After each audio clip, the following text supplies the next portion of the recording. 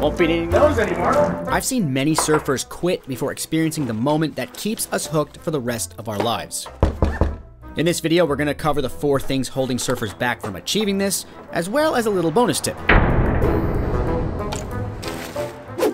This is the moment.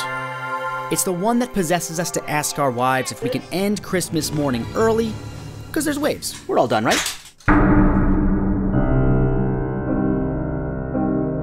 That silky smooth speed of surfing down the line. Not in front of the power like this, but angling sideways with the power. It's what hooks us. Every new surfer struggles with problem number 1, and to explain it, we gotta hop on a bike. Imagine if every time you rode your bike, you looked at your pedals instead of looking ahead.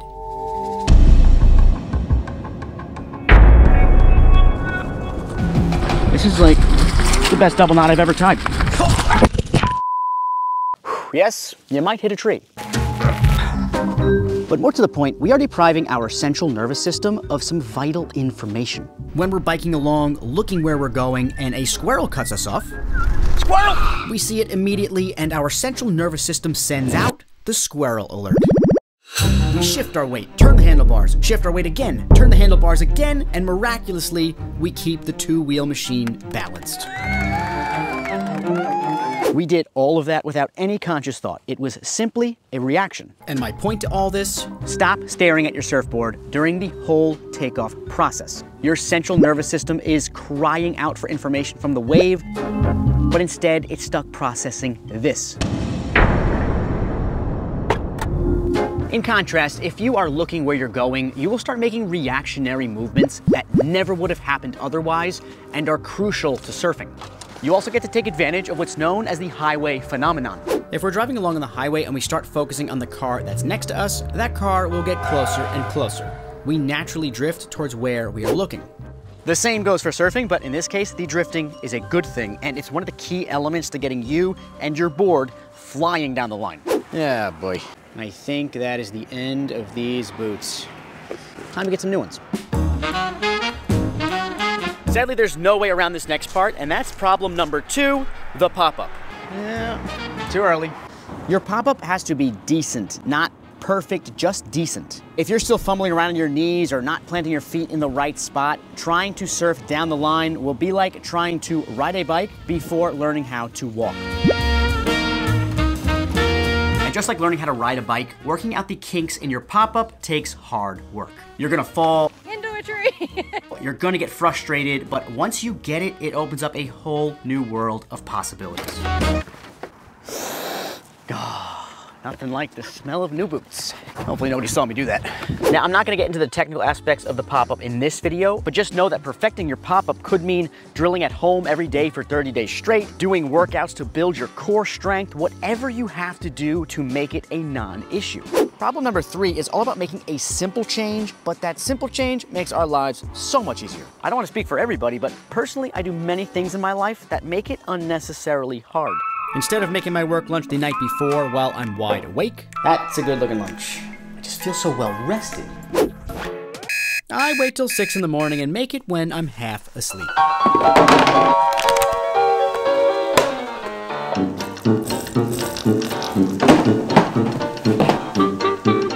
Or instead of me doing 5 minutes of simple paperwork every day, done. I let it pile up and up and up, month after month, until it gets so high that I never want to look at it again, which makes me late on paying my bills and filing my sales tax, and my business gets audited by the government. That's a true story. Somehow this is an analogy to angling your surfboard. Anyway, angle your surfboard. Making the extremely simple change of angling your board in the direction you want to go before you take off saves you from having to perform a bottom turn like this, which is tough if you're still a beginner. Those types of turns will become so much easier when you already know how to surf down the line, so for now, let's just take it out of the equation and make our lives easy. So now your pop-up is well drilled, you're looking where you want to go, you're angling your board, you're nearly there, but not quite. Problem number 4 is performing all 3 of the previous techniques well, but not continuing to hold on to the face. If you want to experience that moment that'll keep you surfing for the rest of your life, you gotta become best friends with the face.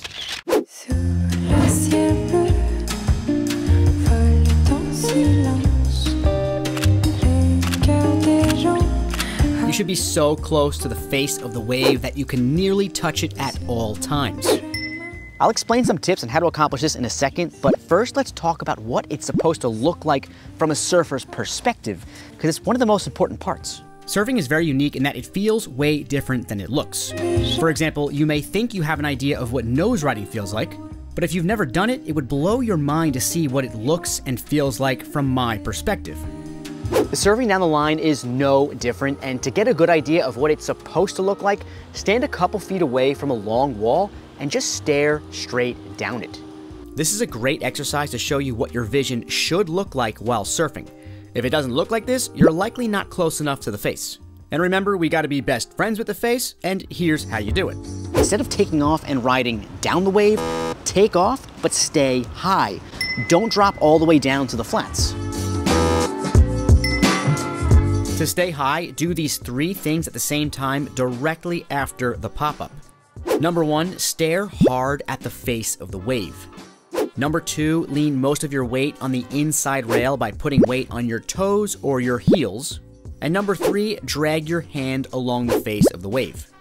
Dragging your hand isn't necessary to surf down the line, but in the beginning, it forces you to stay high, which is your main priority. Do all 3 of these things along with the previous tips in this video, and your moment will come shortly. And when it does, share it in the comments because I'd love to hear about it. Also, if you're having any specific troubles with this topic, you can post that in the comments as well, and hopefully as a community, we can help you out.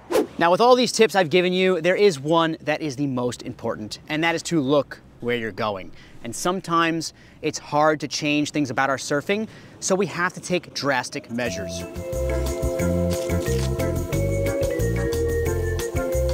Yes, you might think this is ridiculous, but when you see that red stop sign while you're taking off on a wave, you instantly know, I made a mistake.